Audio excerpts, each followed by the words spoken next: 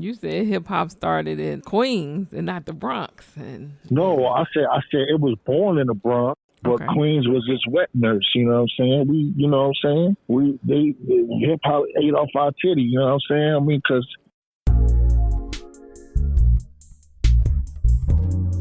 I am Hayzelgreene, an inquisitive, unapologetic, voluptuous introvert who blooms and blossoms behind closed doors. This is my podcast, a platform where I will discuss my writings and where I will bring to light conversations with my good girlfriends, sisters, brothers, and homeboys about love, life, music, and most importantly, sex. So leave your judgment at the door and welcome to Hanging Out with Hazel. It's Hazel, baby.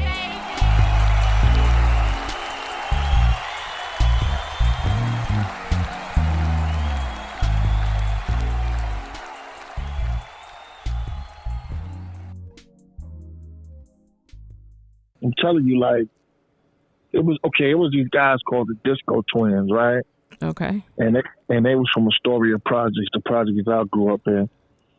And these, you can look on YouTube about them because they're very unsung. Nobody really talk about them. But these dudes was something special because they built their own speakers, man. They had speakers that was like 6 foot tall, man. And they had a system that was so loud that the projects that we lived at is across the water from Gracie Mansion where the mayor lives and, other side of Manhattan.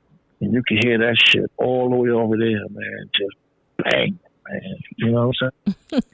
Okay. Just banging. And they rocked. You know what I'm saying? Like, to this day, I love disco music, man, because they used to rock disco jams, and this is before scratching, you know what I'm saying? It was mixing, and they would just mix records, man.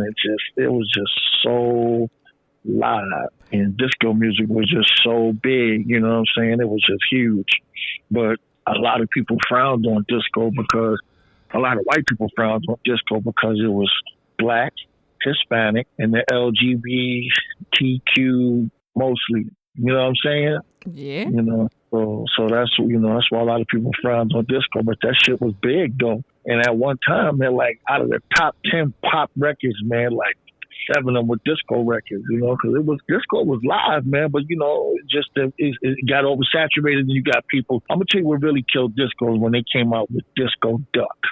Remember they had a song called Disco Duck. You said you think that's what killed it? Oh yeah, man, because it became a novelty after that. Because that record went number one. That record went number one, and it just became a novelty, and it just wasn't taken serious after that. And then they had the infamous Disco Sucks rally in Chicago Comiskey Park and shit. And then after that shit, man, disco really died after that. The Disco Twins, yeah, man, the Disco Twins, they rocked. They rocked for real, cause like the cats in the Bronx, like Kool Herc, you know what I'm saying? He came up with, with the hip hop and all that, and he had a nice little, system. But the Disco Twins and a lot of DJs in Queens, man, they had some powerful systems, man, and they would battle crews from Brooklyn and the Bronx and all that, and they would kill them because we had the killer sound systems. Okay. And then we had the New York had the blackout of 1977 where all the lights went out and everybody was looting and stuff, and cats from Queens, man, when they was looting all kinds of ill equipment, man, turntables, mixers, amps, speakers. They was getting the creme de la creme. Oh, so they was hitting the stores for real. Oh, yeah. And the people in the Bronx, they was hitting the stores, but it just seemed like the Queens cat, when they was robbing the Queens stores, man, they was getting some good stuff, man. Okay. I saw hip-hop when it was pregnant. I saw it when it was birthed, and I saw it grow up. I don't recognize it now. Oh, I'm about to say, where is it? Is it still hip hop now? I guess as long as you rhyme and you got a beat, shit, yeah. But I don't recognize it now. And I'm not to not to hate or anything. Sometimes you get distant. I mean, like with friends. So I'm sure it's people you grew up with that got love for them, but you just moved on. You know what I'm saying? So are you saying music today, rap, whatever the genre is now, you saying it kind of lost touch with hip hop, the true hip hop? No, because I don't know. How can I put it? Just like I'm gonna tell you what I really don't like. Right, I really don't like Glorilla. I really don't like how they glorifying her, and she like seems so fucking ignorant and like what? They promoting shit. Yeah. Oh my god. Fucking ignorant to me, man. This chick didn't even know that a fucking fox was an animal. She thought a fox was just a good-looking woman. She didn't even know it was a such thing as a fox. Oh, well, you know what? Before For real, man. Let's go back. We gonna hit pause on Glorilla. We gonna hit pause. Now let's go back. Let's go back to the beginning. I want to list or name a group. And I want you to tell me your real, true thoughts about that group. And I'm pulling back in New York for a minute. There is no rhyme or reason as to where I'm going with these groups. I'm just thinking of some people. So when conscious rap came out, we had PRT. What was your thoughts about PRT, and why do you think that they are non-existent today, or they were short-lived? I love Poor Righteous Teachers. At one time in my life, I was 5%. You know what I'm saying? And I always like whenever rappers would preach and kick knowledge on the 1 to 20 and stuff, and I liked them. And then the song that they sampled was Right on Time, Slipping in the Darkness, Rock This Funky Joint was that shit, and I liked them a lot. But consciousness, man, you know what I'm saying? I mean, consciousness was cool for a second, but them record companies knew that when you sell that bullshit, when you sell shit that ain't making you think, it sells better. Oh. To me it was like conscious rap was selling. Conscious rap was like selling some good loud kush, and gangster rap and rap that wasn't talking about shit was selling cocaine. Some crack. Oh, shit. You know what I'm saying? It moved faster, sold quicker, cheaper. Whereas the conscious rap was that kush. It's you ain't gonna make $1 million off that shit, but it sells, and it's a good thing. Well, that most definitely was deep. I mean, would you feel what I'm saying? That was an analogy that I never even thought about that analogy. Yeah. And the conscious, I like Poor Righteous Teachers. I like X-Clan. I love RS.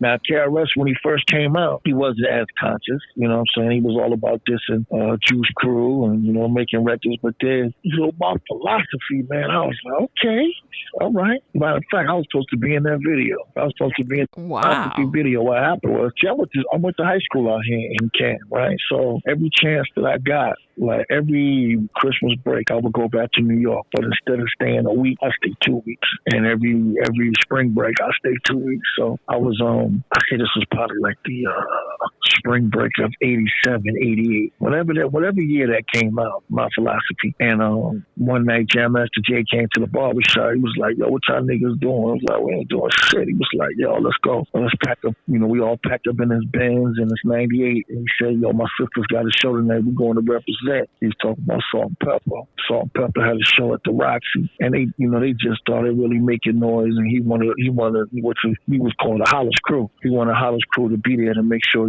nobody fucked with them. So we went there, made sure they were straight. They performed, had a great show and stuff. So we went to this club, and Fab Five Freddy was like, yo, man. He's like, yo, Chris is filming a video for my philosophy, man. We want you to be in it. I was like, when? He said like maybe it was like 2 or 3 days later. I was like, nah, man, I got to go back to Ohio, man. I said, I'm in school, and I've been here a week. A week too long. And I said, I got a flight. I got to go back. He was like, damn. But I don't know. I always kind of think like maybe I should have took a couple of extra days off and been in the video. But I had to come back and shit. Right. Take care of your business. Yeah, I had to I was already stayed a week too long, man. I couldn't do no more. I had a flight and everything and shit. So I had to fly back to Ohio. But yeah, I was kind of glad when we made my philosophy, start making some shit, make these motherfuckers think. man. I mean, I was a wild dude, wild in the streets, and you know, and it was music that was wild and shit like that, but it wasn't. It wasn't until that gangster rap came with, you know, fuck the police and, you know, drive-bys and all that shit. But I didn't hate on them cats from Cali and stuff. I respected it because Chuck D always said, man, like, rappers, it's the news. It's like, that's our CNN. It tells you what's happening in the streets. I didn't know what was going on in the streets in South Central and California until, you know, NWA started saying what they saw, you know, and that shit resonated. Hip-hop was definitely our fucking newspaper before, you know, before these magazines.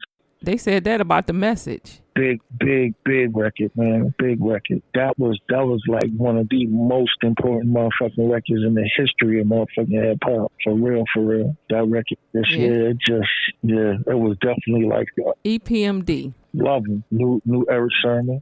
Good guy. Hung out with. Did you really?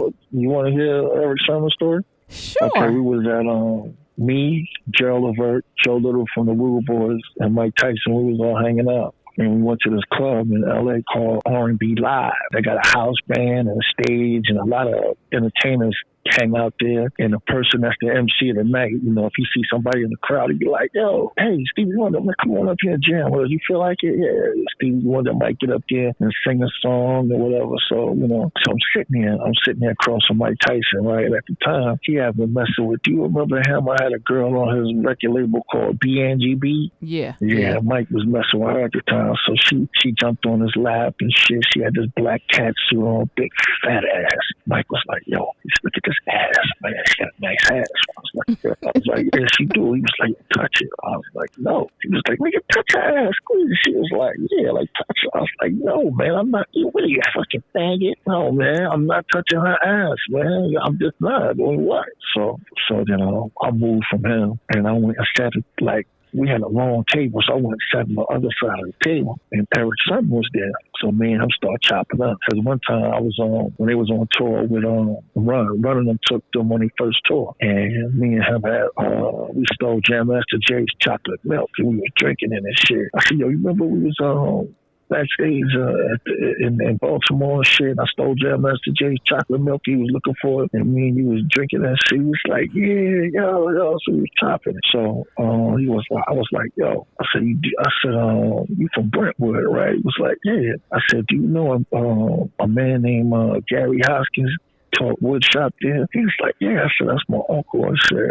was like, "What?" He was like, "Yeah, man." He was like, "Yo, I hate your uncle, man. Your uncle used to always say, yo, you ain't gonna never make it in rap. You suck." You know what I'm saying? So we was just like really kicking it and shit. So we had met these girls, right? So they were sitting with us and we hollering at them and shit. So they ordered some drinks and shit. And then in California, I mean, I guess LA, them clubs, they got the 2-drink minimum. So they come bringing all these fucking drinks out, man. It was like, "Yo, we just ordered, what you gonna drink?" It was like 2-drink minimum. I was like, man. So they come with the bill and shit, right? Mm-hmm. And me and Eric looked at each other and shit. I was like, "Yo, put it on his tab." We pointed at Mike, so they just put all the drinks on Mike's tab and shit. Because we was with him. I mean, I was with him. Eric wasn't, but he came and sat with us. But I was with Mike tonight, so shit. He's taking care of my drinks because I was the first man I ever had Cristal in my life. And then he was buying bottles of Cristal. Like, we had about 10 bottles on our table. Those shits was $4.50 a piece, and this was '92. Yeah, man. So you know, so not to get off the subject, but yeah, EPMD,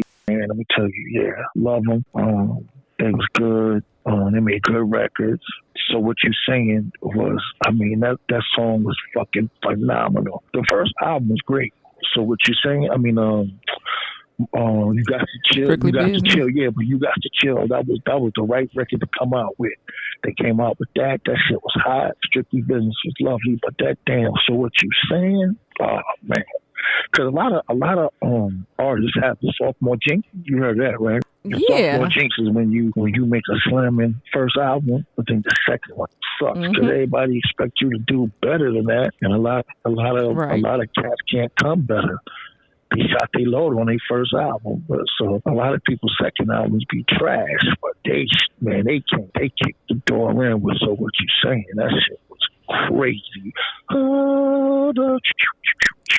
Oh man, that shit was bananas. They owned that summer. I think that was the summer of '88. I think they owned it. That was their summer, man. Hottest records that summer for real. Okay. Yeah, Okay. love 'em. Let's Love 'em. see. Let's see. And I love the fact Who that else I got? they, you know, that they didn't just be famous for themselves. They brought other cats in, like the Keith Murrays and the Red Mans.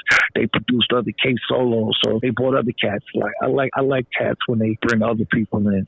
You know what I'm saying? Oh yeah, most definitely. And I love Das Yeah, Effects. Oh my, that's the what? fact. Yeah, that's the fact. Yeah, What? that's the fact. Oh my goodness. I'm talking about at one point in time I knew all the lyrics to They Want That Effects. shit was when that shit came. That was huge. I remember all the fuss that I shit know. made. It was a huge record. Now somebody asked me the other day, if I was to like whatever song comes on and I instantly need to turn it up, what would it be? And one of them most definitely was They Want Effects. They Want Effects. It's like as soon as they do, I'm like, what? Peter Piper. I'm hyper than Pinocchio's nose because I'm a supercalifragilistic tic-tac pro. I give my oopsie daisies. Now you got the crazy. Drazy with the books. Googly goo. Where's the gravy? So 1, 2, buckle my shoe. Yabba-doo. Hippity-hoo. Crack a brew. When I tell you what? I thought I was about to pass out. Great answer. Yeah, that's a good answer. Because you know what? No answer's wrong. But I have to agree with you. That's one Right, of them, because it's up to you. I have to agree. But- that was one of them songs that you want to turn up. You know what mine is? What is Rebel it? Without a Pause. Oh, okay. Oh, Public hell, Enemy man, in the that- house. Brothers and sisters, I don't know what this world is coming to. Yeah.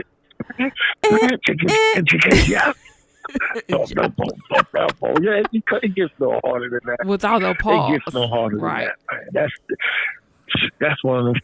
You ain't I got mean, no just feet. that If you whole- cripple, that should get you up out your fucking wheelchair. You'll be fucking dancing. Fucking love it, man. Oh, that whole PE. Oh my God. It was a letter from the government. All that shit was just. They were all. And you know, back in the day, it was almost like I can't even say I was a groupie, Oh, but I I'm going was to tell a you. fucking groupie, man.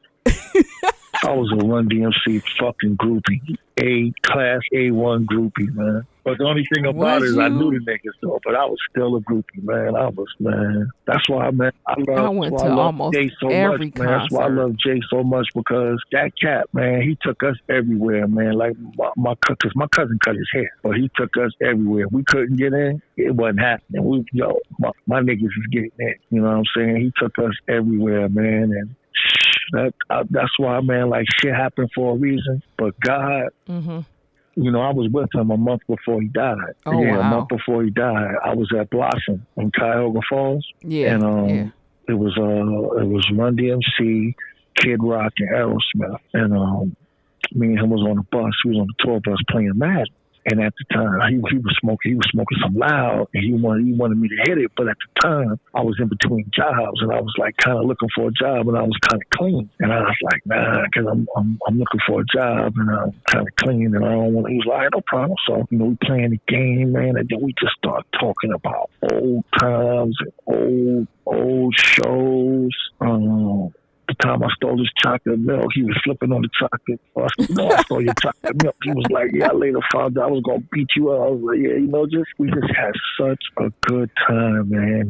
And we ate. Good memories. We ate. And then this was September 11th. This was a year after the 9/11, so this was September 2002, September 11th, 2002. And I was supposed to go to New York next month. And my cousin was in the studio with him, and he was like, I heard him in the background. He was like, yo, who you talking to? And my cousin was like, Craig. He said, man, tell that fat nigga, man, get his ass up here so we can get it on. And I was like, yeah, I'll be up there in a couple of weeks.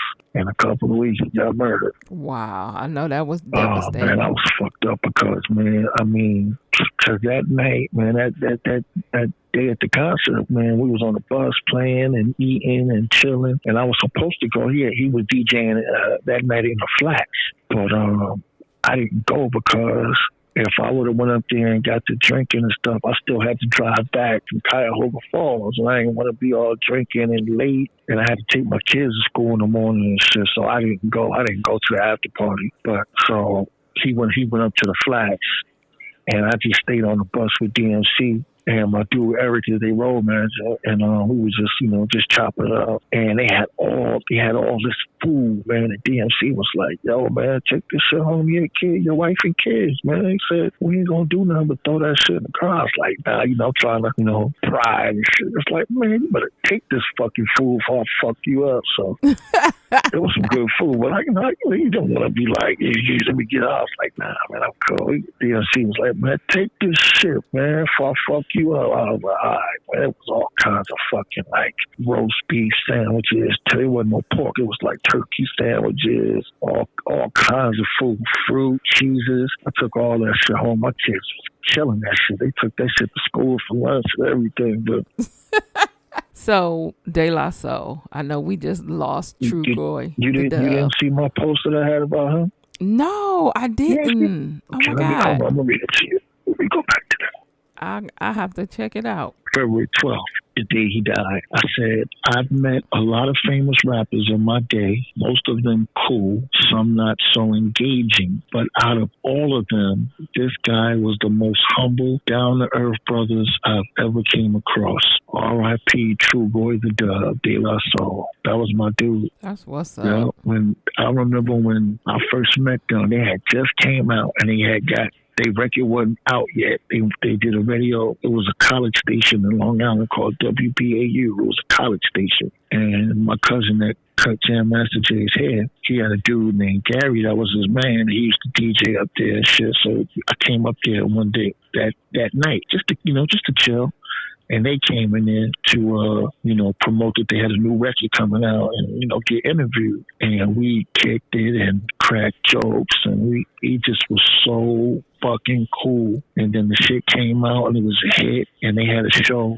They had a show here in Cleveland at the Front Row. I know you remember the Front Row. Of course. I can't believe it.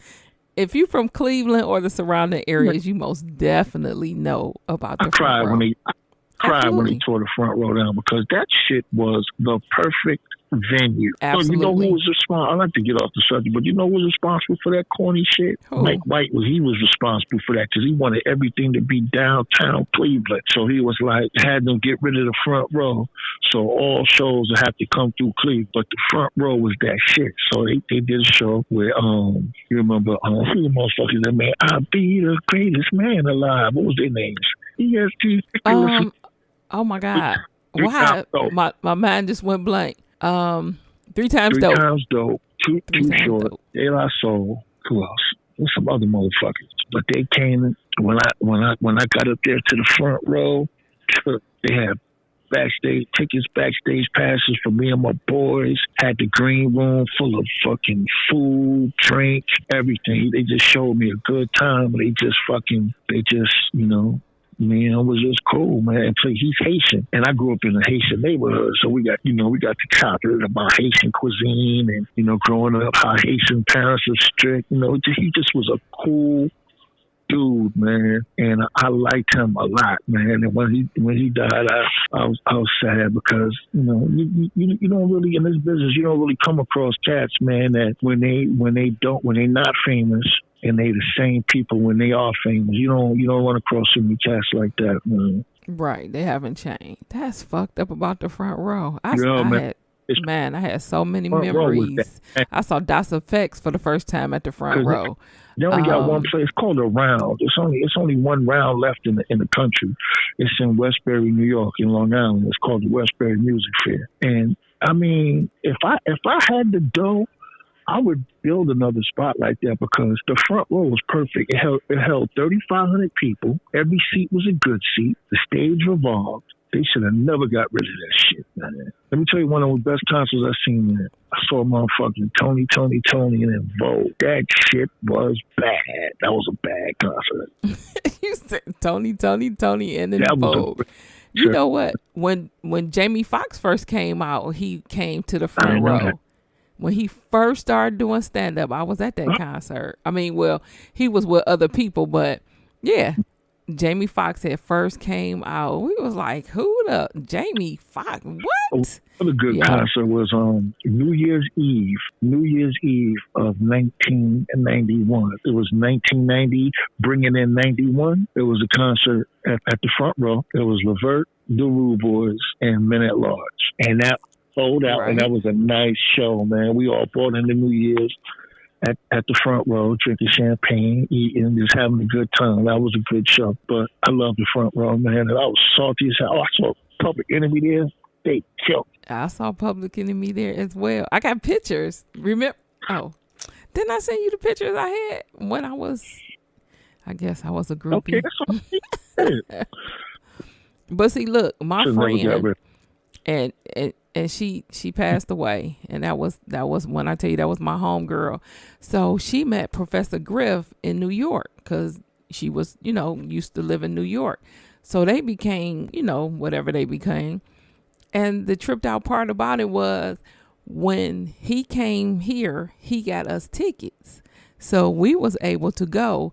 And that's why I think I put it on my Facebook page. I don't know. But I had the picture of Flav on the bus. I got a picture of me and the S1W. I'm blinging with my with my damn braces in my mouth and my curl. When I tell you my curl was popping back then, it was popping. But I still got pictures and pictures of her and Griff. Now, couple years, maybe 2 years ago, I was talking to this guy named Brother ADX, and he met up with Griff because he played bass guitar. So he was telling me about it, and I was, telling him about the incident that, not the incident, but I was telling him that, I took my girl after we went to the front row. We went back up there to see them afterwards and all this old crazy stuff. But anyway, he called Griff on the phone and they was talking.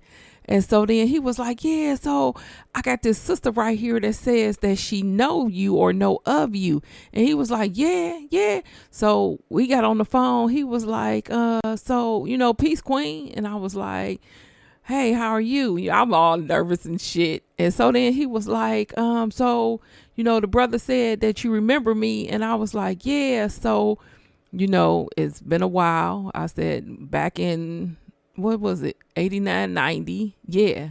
I was like back in 89, 90, you had a friend named, Talik. No, matter of fact, I didn't say her name. I was like, you were supposed to go to my friend's prom and something happened. Y'all had to go on tour and y'all wind up not going. And he was like, yeah, man, I remember that. And he was like, her name was Talitha. I was like, you got to be kidding me. And when I tell you, I started crying because she's, like I said, she's no longer here. But he remembered that shit. And I was like, whoa, that shit was crazy. And I told him I got a picture of him and her in my phone back at the front row. And he was like, that shit crazy. And matter of fact, he gave me his phone number. I never called because it's like, what the hell do I have to talk to Professor Griff about? The brother deep. He just got married to somebody. He married, you know what? He married, what's her name? Soleil. He married Soleil. Yeah, a genuine ex-wife. That's right. He married Soleil. Absolutely. Soleil, right. Yeah. That shit was wild. I was like, man. He remembered that made you cry? Huh? Did it make you cry? Did it make me cry? Yeah. Yeah, that he remembered her. Absolutely, that made me cry. Oh, that's wild. Yeah, I was filled with emotion because that was my girl. And like I said, she passed away. Matter of fact, I dedicated my second book to her. That was my girl. That was my girl. But anyway, moving forward, with the hip hop stories like this is things that we have to hold on to and cherish because things become so convoluted. I'm saying that word wrong. Things go so, I can't even say it right. Things are so watered down, and based on the generations, depending on how old you were, what you know of hip hop. Like, for instance, my oldest daughter can talk about some of the things that she grew up with because that's when hip hop was really flourishing, the true state of hip hop. Right. Where my youngest daughter, not so much, because things have changed so much. Now, they say it evolved. this fad that they once said that would never last have evolved. I think once it evolved and it got so watered down that it lost its true essence. Yes, we have different genres that have kind of fed off of them. You know, all these different types of rap that has come up under this umbrella of hip hop outside of beatboxing, breakdancing, DJing, graffiti, you know, all of those good things that built the foundation of hip hop.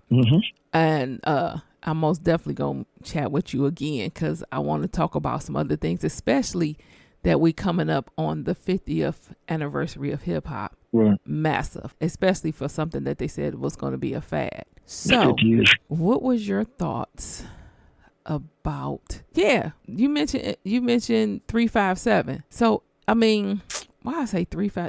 Yeah, MC Hammer. So you remember when he first came out, and he brought all his crew on. How did you feel when you found out that, not that it really meant anything, but when he was trying to help everybody, and then when he became broke, it was like everybody just left him. That was some foul shit. My problem with him was I like the fact that he sold the records he did because he was a rapper, and anytime you sell 15 million albums, you take the art form further. But my problem with him, I like the fact that he took cats out from the street, took them on tour, and gave them jobs.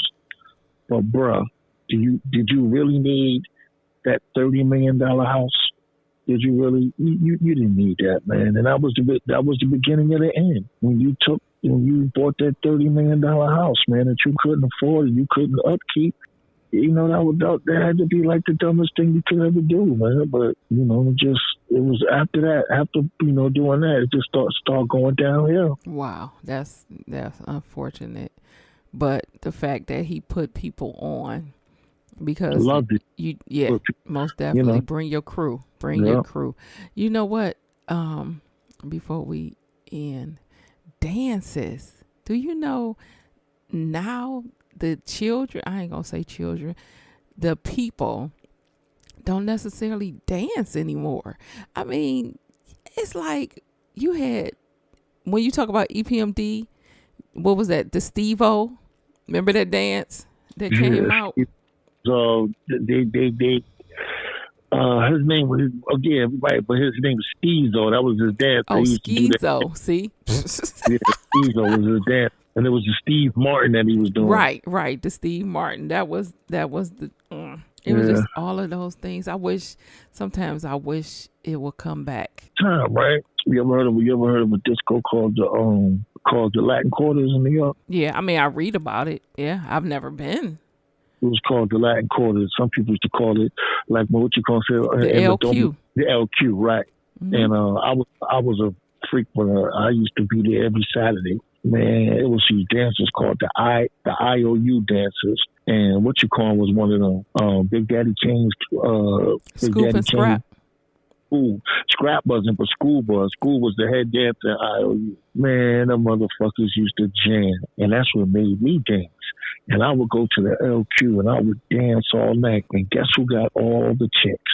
Who got all the chicks? The dancing niggas, the niggas that dance. All the motherfuckers that was against the wall, mean, mugging, snatching gold chains. They wouldn't get no booty. They wouldn't get none of them at all.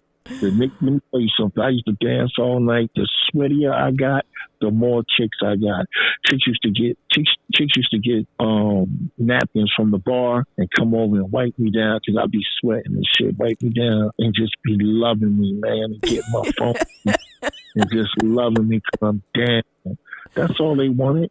They just wanted some guys to dance and love them, not stand around and mean mug them and be looking all hard and crazy. Used to dance all night long, man. I forgot, somebody was telling a story on TV about, that's how he got into dancing, was to get the chicks. Yeah, they wanted you to look, man, you could be the ugliest motherfucker on the planet. As long as you was on that dance floor, you was busting some moves and you was sweating, they liked you. But if you was against the You walk by, you looking at them like, nigga, I'll pull this razor out of my mouth and slice your face. They wasn't getting no chicks. Say none. None. They wasn't getting no love from the chicks because the chicks were scared. That is so crazy. That And is then, so crazy. not only was we, this is when I really got chicks. This is when I really, really was getting it.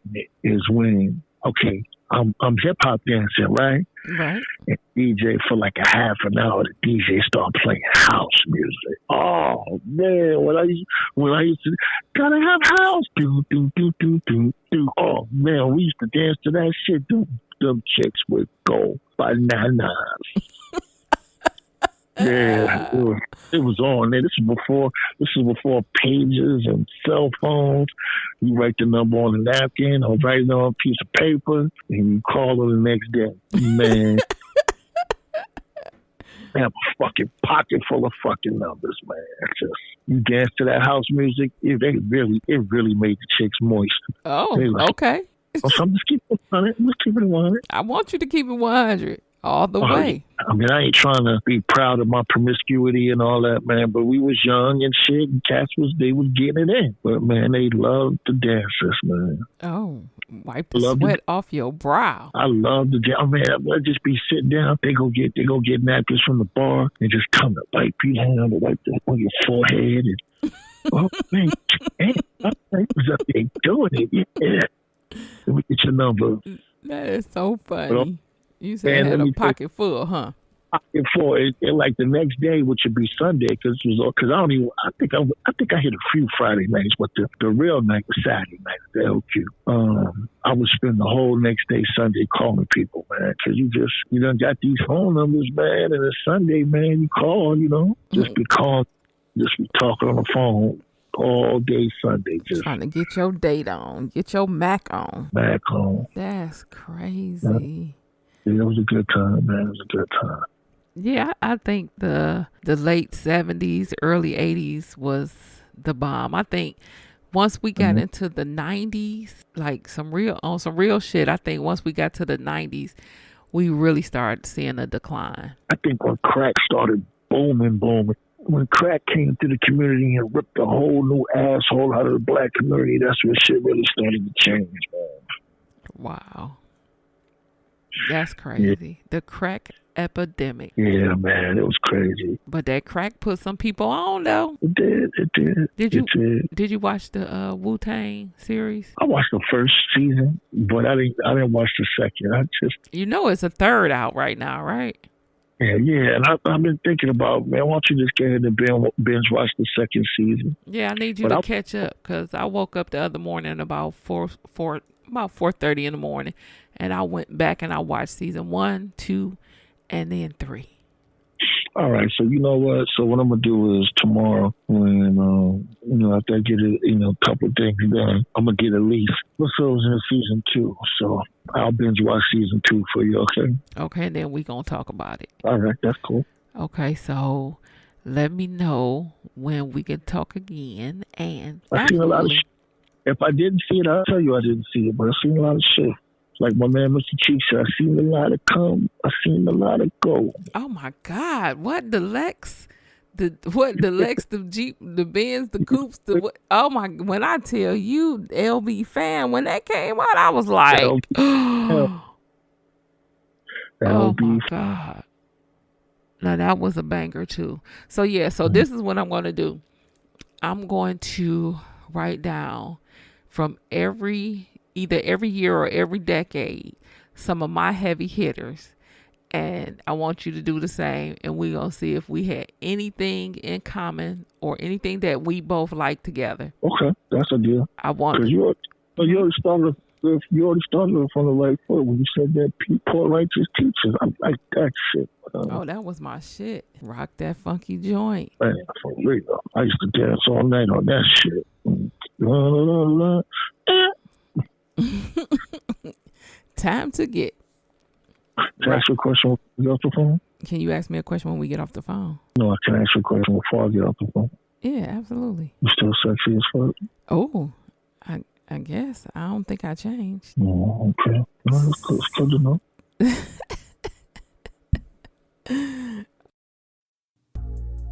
Well, We have come to the end of this week's episode.